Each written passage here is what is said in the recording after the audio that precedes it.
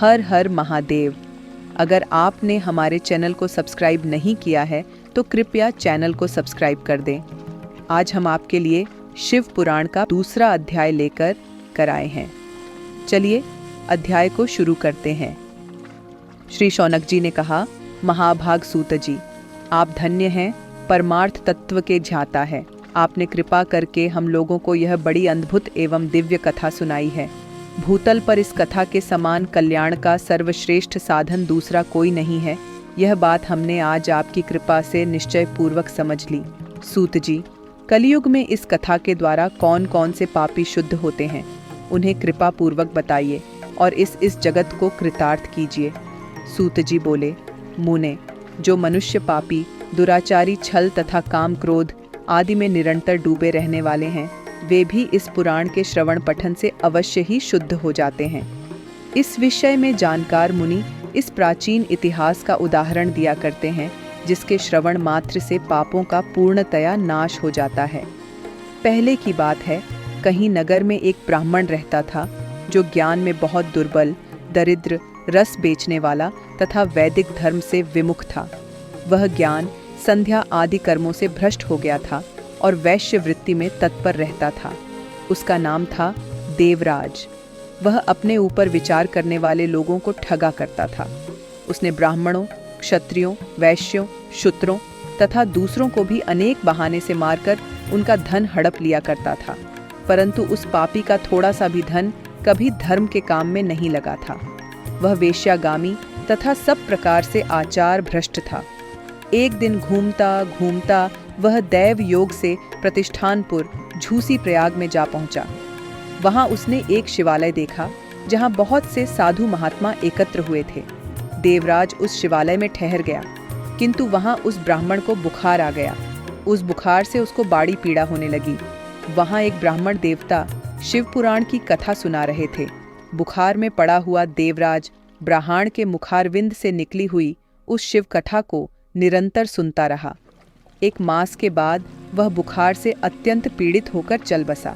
यमराज के दूत आए और उसे पाशों से बांधकर बलपूर्व यमपुरी ले गए। इतने में ही शिवलोकन से भगवान शिव के पार्षद गण आ गए। उनके गौर अंग कर्पूर के समान उज्ज्वल थे, साथ त्रिशूल से सुशोभित हो रहे थे। उनके संपूर्ण अंग भस्म से उद्घासित थे और रुद्राक्ष की मालाएं उनके शरीर की शोभा बढ़ा रही थीं। ये सब के सब क्रोधपूर्वक यमपुरी में गए और यमराज के दूतों को मार पीट कर बारंबार धमकाकर उन्होंने देवराज को उनके चंगुल से छुड़ा लिया और अत्यंत अद्भुत विमान पर बिठाकर जब वे शीर्षदूत कैलाश जाने को उद्यत हुए, उस समय यमपुरी में बड़ा भारी कोलाहल मच गया। उस कोलाहल को सुनकर धर्मराज अपने भवन से बाहर आए। साक्षात दूसरे रुदारों के समान प्रतीत होने वाले उन चारों यूतों को देखकर धर्मज्ञ धर्मराज ने उनका विधिपूर्वक पूजन किया और ज्ञान दृष्टि से देखकर सारा वृत्तांत जान लिया।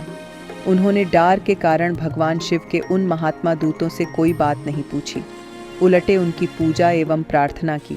तत्पश्चात शिवदूत कैलाश को चले गए और वहां पहुंचकर उन्होंने उस ब्राह्मण को दयासागर सांब शिव के हाथों में दे दिया। शौनकंजी ने कहा, महाभाग सुत जी, आप सर्वज्ञ हैं। महामते, आपके कृपा प्रसाद से मैं बारंबार कृतार्थ हुआ। इस इतिहास को सुनकर मेरा मन अत्यंत आनंद में निम्न हो रहा है।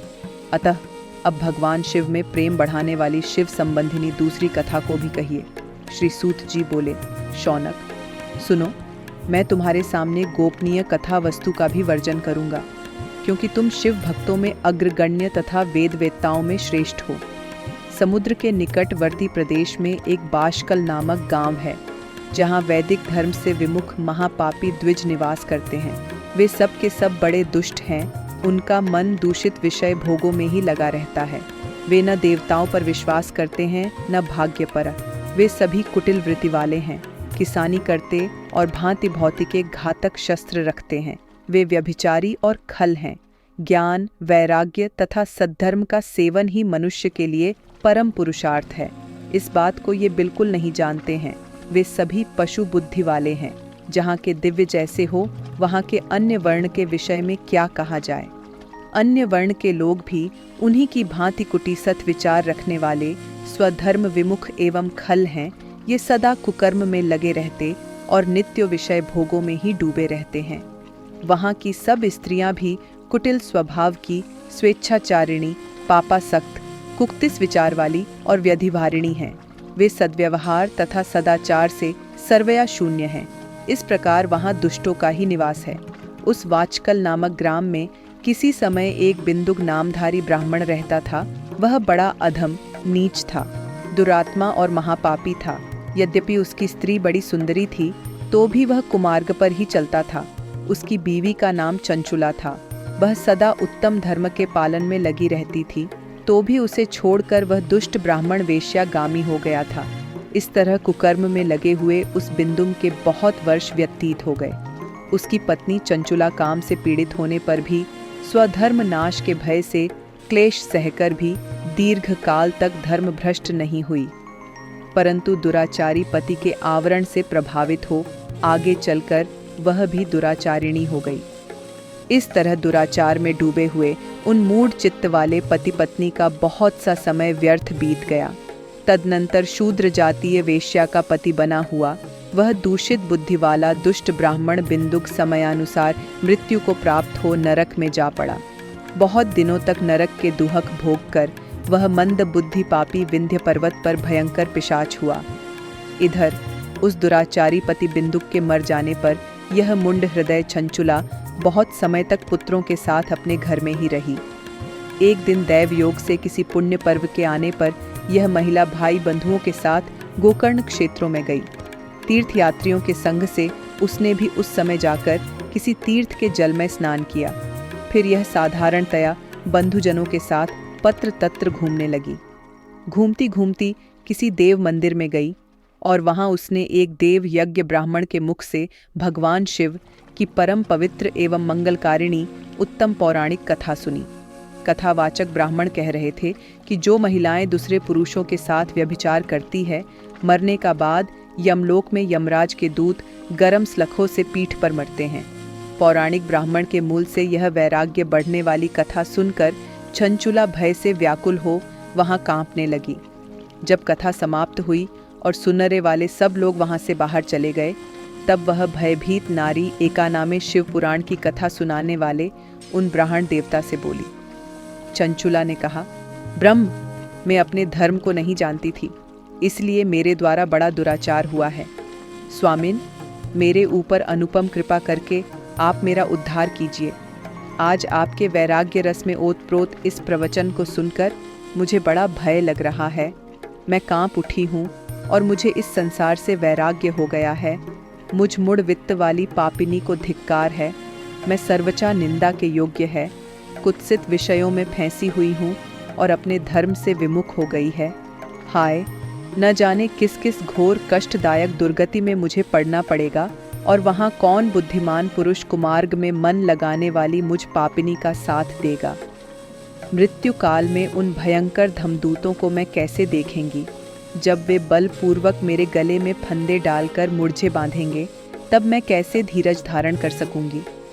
नरक में जब मेरे शरीर के टुकड़े टुकड़े किए जाएंगे, उस समय विशेष दुख देने वाली उस महायातना को मैं वहां कैसे सहूंगी। हाय, मैं मारी गई, मैं जल गई, मेरा हृदय विदीर्ण हो गया और मैं सब प्रकार से नष्ट हो गई, क्योंकि मैं हर पाप में ही डूब रही हूँ। ब्रह्मन, आप ही मेरे गुरु, आप ही माता और आप ही पिता हैं। आपकी शरण में आई हुई मुझ दीन अबला का आप ही उद्धार कीजिए, उद्धार कीजिए। सूत जी कहते हैं, शौनक, इस प्रकार खेद और वैराग्य से युक्त हुई चंचला ब्राह्मण देवता के दोनों चरणों में गिर पड़ी। तब उन बुद्धिमान ब्राह्मण ने कृपा पूर्वक उसे उठाया। इसी के साथ शिव पुराण का दूसरा अध्याय समाप्त हुआ। हम जल्दी ही अगले अध्याय के साथ वापस आएंगे। हर हर महादेव।